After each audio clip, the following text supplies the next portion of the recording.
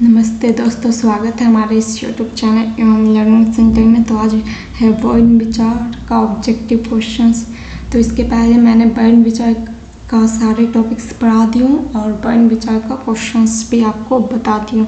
तो आज है वर्ण विचार का ऑब्जेक्टिव क्वेश्चंस मैं बताऊँगी, इसे लास्ट तक देखना। इसमें से बहुत सारे क्वेश्चंस आपके एग्जाम में आ सकते हैं और पूछे भी जाएंगे।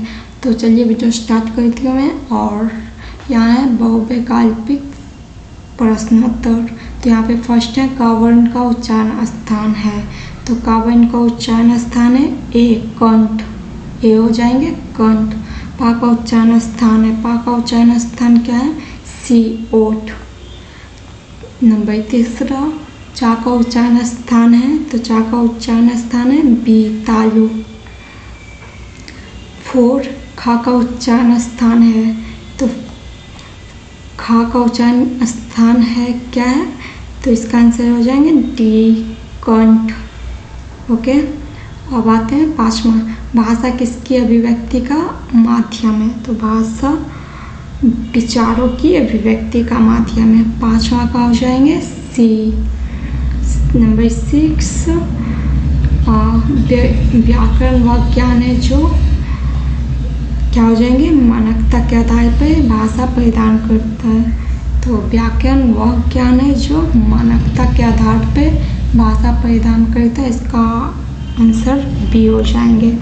अब 7, तो घा का उच्चारण स्थान। तो घा का उच्चारण स्थान बी हो जाएंगे, कंठ। घा का उच्चारण स्थान बी यानी कंठ।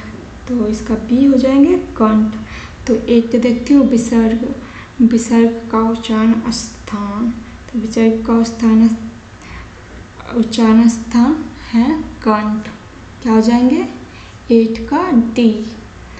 9 है, निम्नांकित में महाप्राण अघोष वर्ण कौन है? तो यहाँ पे इसका आंसर हो जाएंगे बी, छ। निम्नांकित में महाप्राण अघोष वर्ण कौन है? तो यहाँ पे हो जाएंगे बी, छ। उ ध्वनि का उच्चारण स्थान क्या है? तो उ ध्वनि का उच्चारण स्थान ओष्ठ है। इसका आंसर हो जाएंगे ए, 10 का ए। और 11 है, निम्नांकित में महाप्राण घोष वर्ण कौन है? तो इसका आंसर डी हो जाएंगे। निम्नांकित में महाप्राण घोष वर्ण कौन है? तो इसका आंसर डी यानी भ। डी हो जाएंगे भा।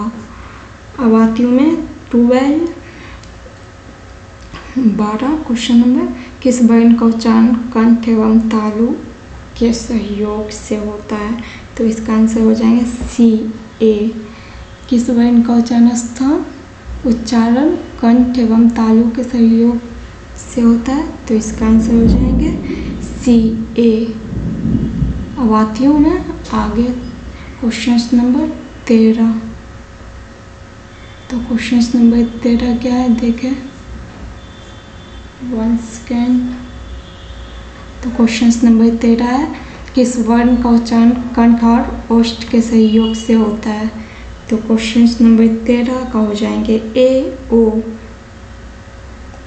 ए का क्या है? ओ। तो किस वर्ण का उच्चारण कंठ और ओष्ठ के सहयोग से होता है? तो यहाँ पे आंसर हो जाएंगे ए। अब 14, अनुस्वार का उच्चारण स्थान क्या है? तो अनुस्वार का उच्चारण स्थान नासिक है। इसका आंसर बी हो जाएंगे, 14 का बी। जिस स्वर के उच्चारण में एक मात्रा लगे उसे किस स्वर के नाम से जाना जाता है? तो इसका आंसर हो जाएंगे डी।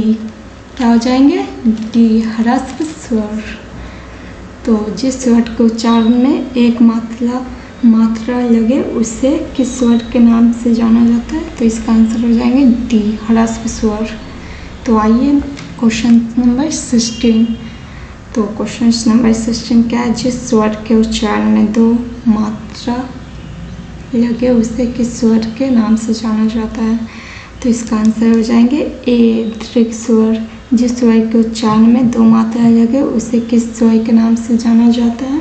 तो इसका आंसर ए हो जाएंगे, दीर्घ स्वर। व्यक्ति द्वारा सार्थक उच्चरित वाणी को कहते हैं ए भाषा, व्यक्ति द्वारा सार्थक उच्चारित वाणी को कहते हैं भाषा। इसका आंसर हो जाएंगे ए। अब क्वेश्चन नंबर 18, किसी एक ध्वनि या ध्वनि समूह की उच्चारित न्यूनतम इकाई को कहते हैं, तो क्या हो जाएंगे बी अक्षर। किसी एक ध्वनि या ध्वनि समूह की उच्चारित न्यूनतम इकाई को कहते हैं अक्षर। इसका हो जाएंगे बी। 18 का बी। आते हैं 19, तो जिस ध्वनियों के उच्चारण के समय हवा बिना किसी रुकावट के मुंह से निकलती है उन्हें कहते हैं सी यानी स्वर। जिस ध्वनि के उच्चारण के समय हवा बिना किसी रुकावट के मुंह से निकलती है उन्हें कहते हैं स्वर। इस 19 का सी। 19 का सी। अब यहाँ जिस वर्ड के उच्चारण में स्वर की सहायता लेनी पड़ती है उसे कहते हैं डी यानी व्यंजन। क्या हो जाएंगे, जिस वर्ण के उच्चारण में स्वर की सहायता लेनी पड़ती है उसे कहते हैं व्यंजन। 20 का डी। अब यहाँ पे कि जिन वर्णों के उच्चारण में जीभ, तालु, दांत और तथा ओठ आपस में हल्का स्पर्श करते हैं उसे कहते हैं उसे क्या कहते हैं अंतस्थ व्यंजन। 21 का क्या हो जाएंगे ए। तो जिन वर्णों के उच्चारण में जीभ, तालु, दांत तथा ओठ आपस में हल्का स्पर्श करते हैं उसे कहते हैं अंतस्थ व्यंजन। 21 का ए। 22 आते हैं, किस शब्द के उच्चारण में किसी अक्षर पर जो बल दिया जाता है, किसी अक्षर पर जो बल दिया जाता है वह कहलाता है बलाघात। मैंने आपको पढ़ाई भी थी। किसी शब्द के उच्चारण में किसी अक्षर पर जो बल दिया जाता है वह कहलाता है बलाघात। तो इसका डी हो जाएंगे। 22 का डी। अब आती हूँ 23 की ओर। तो जिस वर्ण के उच्चारण में थोड़ा श्रम लगता है, जिस वर्ण के उच्चारण में थोड़ा श्रम लगाना पड़ता है और जिससे हकार की ध्वनि नहीं निकलती है उसे कहते हैं ए अल्प प्राण। 23 का ए। जिस वर्ण के उच्चारण में थोड़ा श्रम लगाना पड़ता है और जिससे हकार की ध्वनि नहीं निकलती है उसे कहते हैं अल्प प्राण। तो 23 का ए हो जाएंगे। यहाँ है 24 में, प्रत्येक व्यंजन का पहला, तीसरा तथा पांचवा वर्ण को कहते हैं अल्प प्राण। पहला, तीसरा और पांचवा वर्ण को क्या कहते हैं अल्प प्राण। तो 24 का क्या हो जाएंगे ए। अब आती हूँ 25। तो 25 में यहाँ पे जिन वर्णों के उच्चारण में अधिक श्रम लगता है तथा जिससे हकार की ध्वनि निकलती है, तो यहाँ नहीं निकलती है, यहाँ निकलती है। तो जिस व्यंजनों के उच्चारण में अधिक परिश्रम लगता है और तथा जिससे हकार की ध्वनि निकलती है उसे कहते हैं महाप्राण। क्या कहते हैं उसे महाप्राण। 25 का क्या हो जाएंगे सी। तो हकार की ध्वनि निकलती है और थोड़ा परिश्रम लगता है उसे क्या कहेंगे महाप्राण। यानी इस 25 का हो जाएंगे सी। 25 का सी। अब आती हूँ मैं 26। प्रत्येक व्यंजन का दूसरा चौथा वर्ण को क्या कहते हैं। प्रत्येक व्यंजन को दूसरा और चौथा वर्ण को क्या कहते हैं, तो इसका आंसर हो जाएंगे महाप्राण। ओके। 26 का सी। अब यहाँ है 27।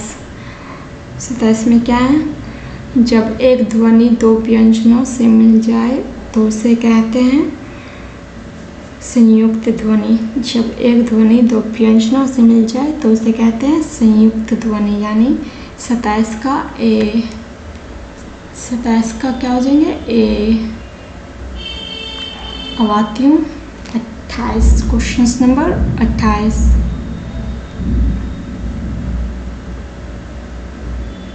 One second.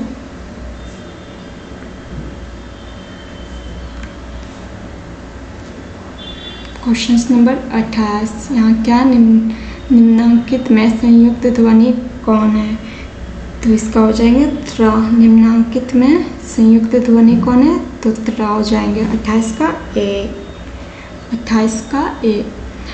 29 है, किसी शब्द के उच्चारण में जो विराम आता है उसे कहते हैं बी, यानी संगम। जब किसी शब्द के उच्चारण में जो विराम आता है उसे कहते हैं संगम। तो 29 का बी। 30 का हो जाएंगे निम्नांकित में उसमें वर्ण कौन है?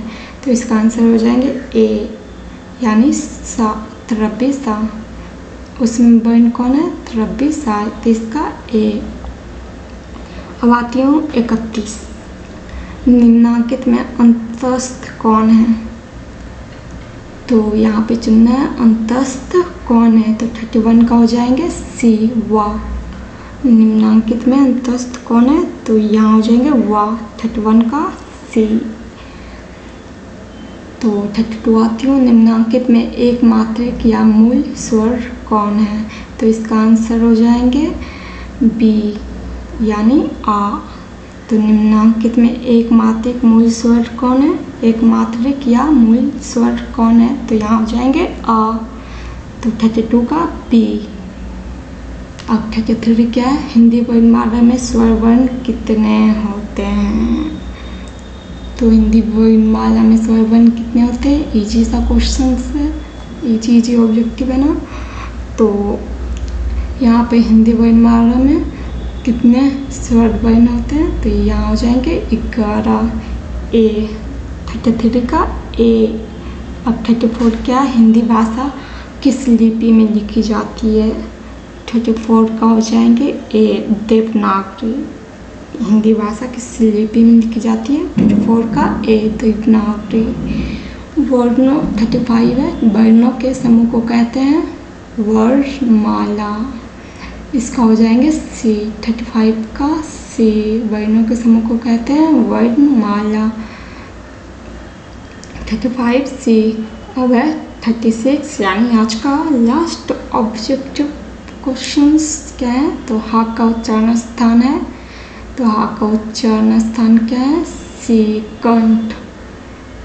तो हा का उच्चारण स्थान कंठ है। तो 36 का सी हो जाएंगे। 36 का सी। तो ये हमारा 36 पीस ऑब्जेक्टिव हो गए। 36 ऑब्जेक्टिव वर्ण विचार का। तो इनमें से बहुत सारे क्वेश्चंस आपके एग्जाम में आ सकते हैं। तो वीडियो को please like, share and subscribe कर देना। मिलती हूँ मैं नेक्स्ट वीडियो में कुछ न्यू टॉपिक के साथ। तो नेक्स्ट वीडियो में मैं कुछ न्यू टॉपिक्स पढ़ाऊँगी और ये हमारा वर्ण विचार यहाँ समाप्त हो रहा है, समाप्त हो गई, क्योंकि वर्ण विचार का सारा टॉपिक पढ़ा दी। क्वेश्चन आंसर भी वर्ण विचार का बता दी। नहीं देखो तो जाके देख लेना हमारे चैनल में। और यहाँ ऑब्जेक्टिव, सारे ऑब्जेक्टिव्स भी मैंने बता दी।